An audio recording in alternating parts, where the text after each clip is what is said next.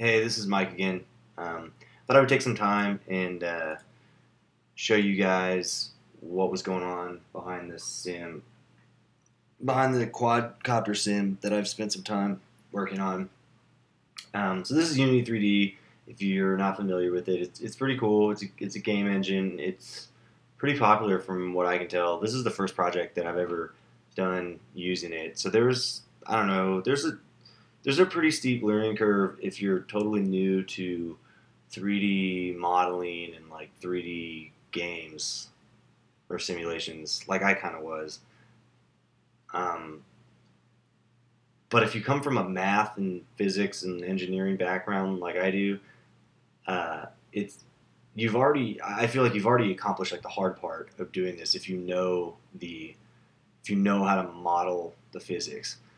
If you if the only thing you got to learn is like how to write C sharp to or how to call Unity functions to do rotations and all that stuff, that's just a matter of digging through the documentation of Unity, which is very good. So anyways, my point is this made it easy to do what I was trying to do. And a lot of people use like MATLAB to design control systems, and I still do, and I think we will continue to do that. But having a 3D game engine give you like a quick and dirty, three-dimensional view of what's going on, I think is really invaluable. It's a whole lot better than just looking at like plots in MATLAB or like, I mean, some people out there, if you go and you YouTube around, you can see that they've implemented some MATLAB scripts and plots that actually are 3D to some degree. Like you don't get like a world like this, but you can see it's kind of like a quadcopter in a box flying around. You can like see the X and Y axes growing and stuff like that. Like it's cool and it works. It seems to work pretty well for people. Um, but I think more and more people are moving towards using game engines to do simulation work for like analysis and stuff and design. So I don't know. My experience has been good so far, but we'll see like if this even proves to be useful as we continue our control design for the real quadcopter. I'm thinking it will be, but it'll be interesting to see like how it actually impacts and like what we actually use it for. But the idea is, we'll prototype a bunch of um, different types of controllers beyond just the standard PD and PID linear controllers. We'll try some slightly weird ones to see if we can just kind of a test bed to learn about controls and stuff like that.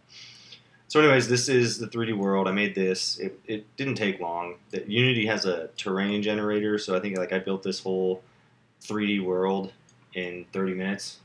You can add little details like the snow on the mountains back there, pretty sweet, and some palm trees and stuff back there. But like my graphics ability is pretty bad. It's pretty atrocious, but it's good enough to like really give you something to fly in that's cooler than just like a plain gray background. You do get like a sense of depth and stuff like that. Um, I'd like to spend more time and make this look way cooler, but there's just other things that have to be done, I guess. But it'd be really cool to spend some time and make this thing look really sweet. Like you could spend forever just messing around in that terrain editor that they've got and really, get this looking really nice. So maybe someday. Anyways, that's so this is just kind of the Unity development environment. I'll go ahead and pull open the code real quick so that you guys can see um, just kind of what's going on with the control system and the dynamics model and everything. Let's see. So all this is in C Sharp, which is pretty cool. C Sharp's really easy. It's a lot easier than writing the C code for the microcontroller, anyways. Um, and it's quick, so um, it didn't take a whole long time to write this code. What took a long time was to validate the math model, and to debug issues in the math, as you might expect.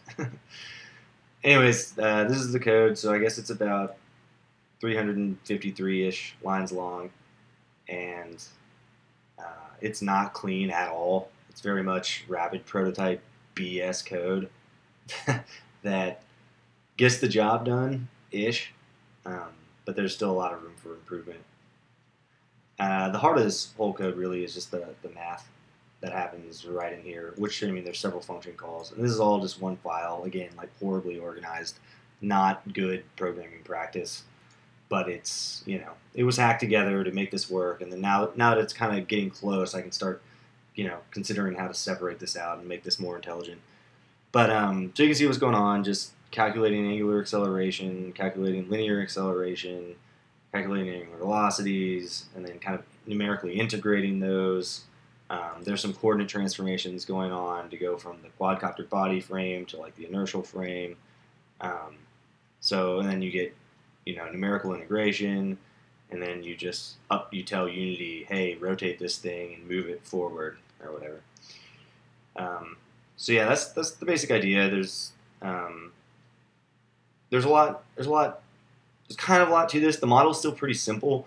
You know, we have a rough model for like the drag coefficient and the mass and the inertia matrix and the thrust coefficient and stuff like that. So we do convert blade RPMs to like a thrust vector, and then from there, you know, you calculate your torques on the body.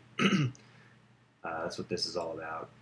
So anyways, there is some, you know, realistic physics behind this. I'm not just relying on like the Unity rigid body physics library, which I think I could have done.